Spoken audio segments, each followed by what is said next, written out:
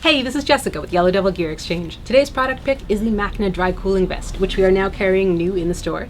I got one for myself, and I had an appointment out in Palm Desert today, which is about 125 miles from where I live in Long Beach, and about 106 degrees today because it's early August. So great opportunity to test out the vest, see how it works. The answer is great.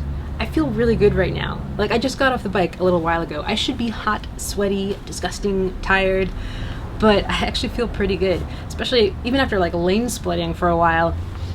I don't even smell that bad. This is unusual. And ordinarily, when I'm riding in that kind of heat, it's the kind of air that just makes you feel like you're riding into a hairdryer. I usually get a little bit loopy. I get tired, I kind of lose focus. For the whole 250 miles, I actually felt pretty good, and I was alert the whole time. I never really started to drift mentally. And it's not like I felt cool all over. I felt the cooling effect around my torso. I still felt hot air coming up under my helmet and on my arms. But I just felt like my whole body temperature was brought down a few notches. They use this a lot for like athletics or people that work in really extreme environments. It's a simple principle. You keep the core temperature down and the rest of your body stays down a little bit as well, so you can function at a higher level. So I tested this out with my perforated leather Dainese jacket and my mesh textile Scorpion, one out, one back. I figured it would work better with the textile jacket, and it does, because it works through evaporative cooling and you've got a lot more airflow with this guy, plus it's a lighter jacket. But I wanted to make sure it was also going to work with a heavier weight leather jacket, and it did. It felt good.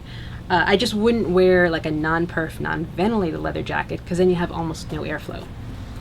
So the way this guy works is like a traditional cooling vest through evaporative cooling, but unlike those other vests, which you soak in water and then put on wet, this one you fill with water, so you stay bone dry.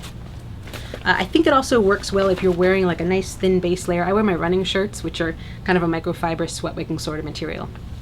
So you've got this valve over here on the chest. You're going to pour in about half a liter of water. It's really important not to overfill it, because that will actually diminish the evaporative cooling ability of the vest. So you start with part of that, maybe like a quarter liter. Pour it inside the valve, close it, and then you want to smush it around so you distribute the water. It's not like the water is going to be sloshing around in here. The vest doesn't like fill out. There's a membrane inside that absorbs that water, and you'll feel when you first pour the water in, it's a little heavier on this side. So you want to squish it around, distribute the water, fold it in half, roll it up. Just make sure you get the water evenly throughout the entire vest.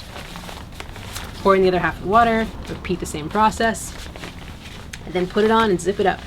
I felt the cooling immediately as soon as I put it on, and I just used like lukewarm tap water. You actually don't want to use ice cold water, because again, that diminishes the evaporative ability. So fit is pretty important. You don't want it too big and too loose. You want it fairly snug, but not so snug that there's no air between you and the vest. In order for it to work, there's got to be a little bit of space here so you get that evaporative cooling effect. So we're carrying this in all available sizes in the store. Come on in the store for a fitting. We would be happy to show you this vest, but if you feel like buying from afar, it is available on our website in the accessories section at yellowdevilgear.com. I love this vest. I'm glad I was wearing it today, and I hope it sees you through many happy and not too hot miles of riding.